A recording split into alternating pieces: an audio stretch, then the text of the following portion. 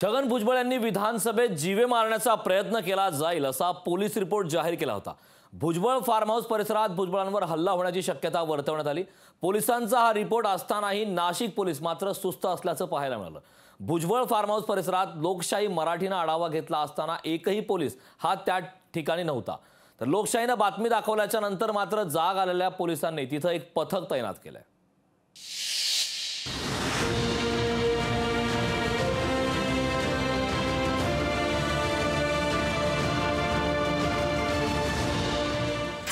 भुजबळांना धमकी मिळूनही नाशिक पोलीस सुस्त। लोकशाहीकडून पोलिसांच्या बेजबाबदारपणाची पोलखोल। लोकशाहीच्या बातमीनंतर भुजबळ फार्मवर पोलीस बंदोबस्त।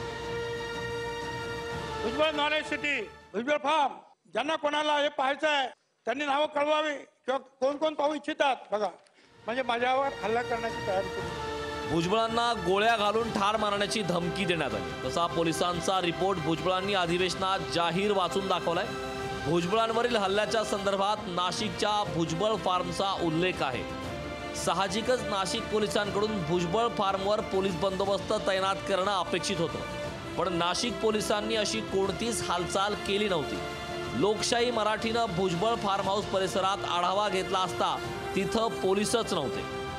भुजबळांनी जर भर विधानसभेमध्ये मला गोळी मारली जाऊ शकेल असा विधान केलं होतं। या सगळ्या पार्श्वभूमीवर त्यांच्या सुरक्षा मध्ये अद्यापही कुठल्याही प्रकारची वाढ करण्यात आलेली नाही। त्याच्यामुळे एकूणच या सगळ्या संदर्भात आता गृह विभाग काय ॲक्शन घेतं हे बघणं देखील तितकंच महत्त्वाचं ठरणार आहे।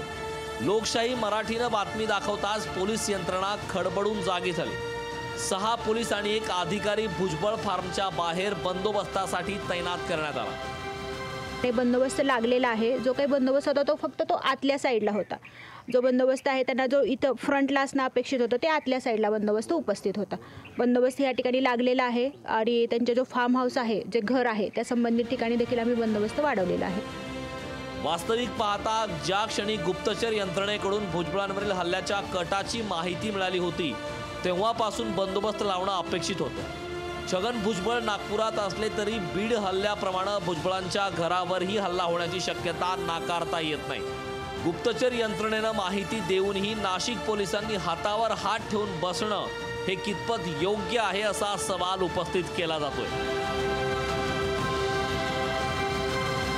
महेश महाले, लोकशाही मराठी, नाशिक।